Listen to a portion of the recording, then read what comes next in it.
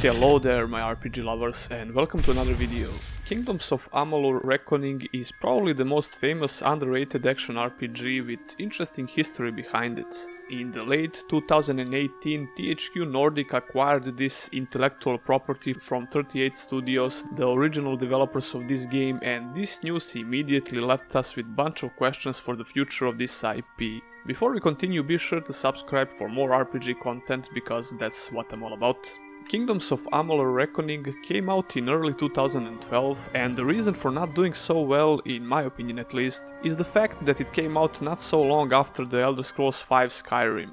In the first month, 38 Studios managed to sell 330,000 copies, and after 3 months they sold 1.2 million copies. These numbers are not bad at all, especially if we take in consideration that Kingdoms of Amalur was a new IP, but they needed to sell around 3 million copies just to break even. Not long after that, 38 Studios unfortunately had to shut down, leaving this IP on the shelf to gather dust. This was really sad news, especially for the action-packed classless combat system with lots of options to satisfy almost everyone who loves action RPGs.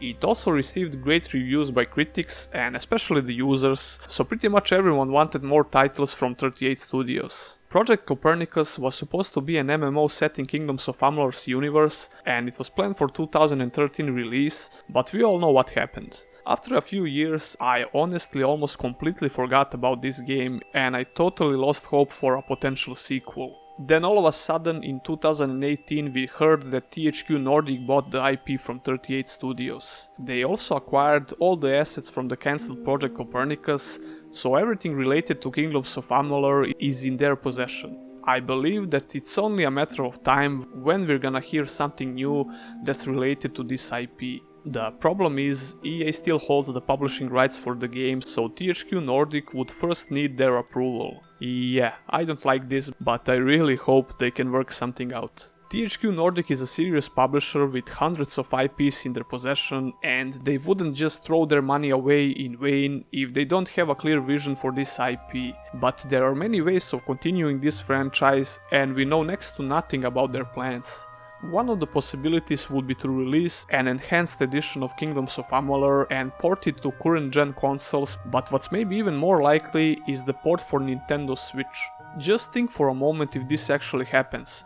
The port for Switch would target a new audience and the game would gain on popularity quite a bit, so THQ Nordic could then decide to make a proper sequel for the game. I think they wouldn't have too much problems in terms of performance, since the game is pretty old by now and it was really stable even on the release date.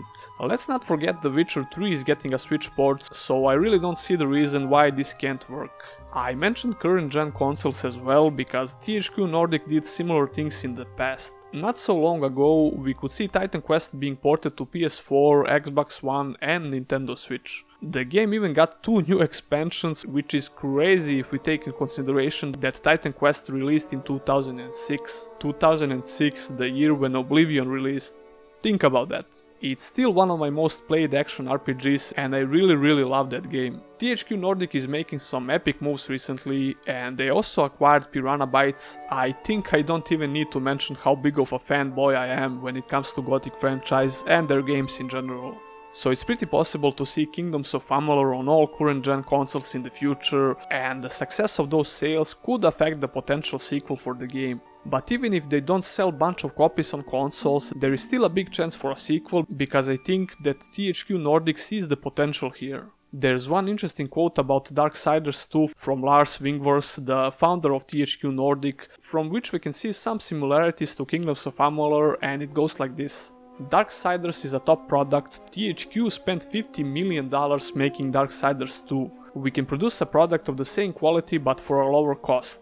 50 million is ridiculous. I can't afford that. Many of our IPs will only generate 50k a year, but it's still money. Sure, it's amounts that EA and the big guys wouldn't care about, but now we have hundreds of IPs and in a few years we'll have a few hundreds more. it will add up to something much bigger. This statement alone can tell us a lot about the ambition of THQ Nordic, and what's most interesting here is the budget that he mentioned for Darksiders 2, because it's similar to the budget that Kingdoms of Amalur had. He is also claiming that they can produce a product of the same quality for less money, so I absolutely see no reason why they wouldn't try their luck with Kingdoms of Amalur sequel.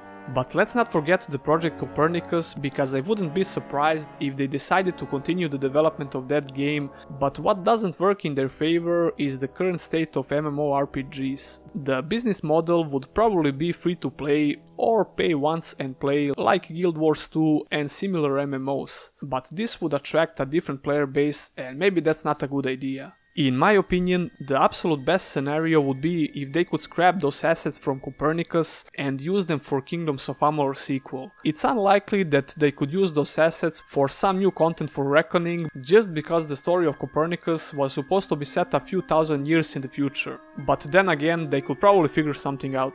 This is just pure speculation, but not too far from reality, and I bet we'll get to see at least something for this amazing franchise soon. If this inspired you to buy this game, now would be the perfect time, because it's on Steam summer sale. You can get the full collection for only $10.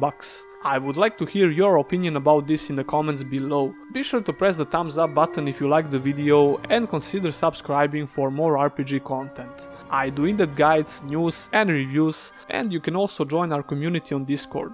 Special thanks to my patrons, and if you as well want to become one, I'll leave all the links in the description. See ya in the next one.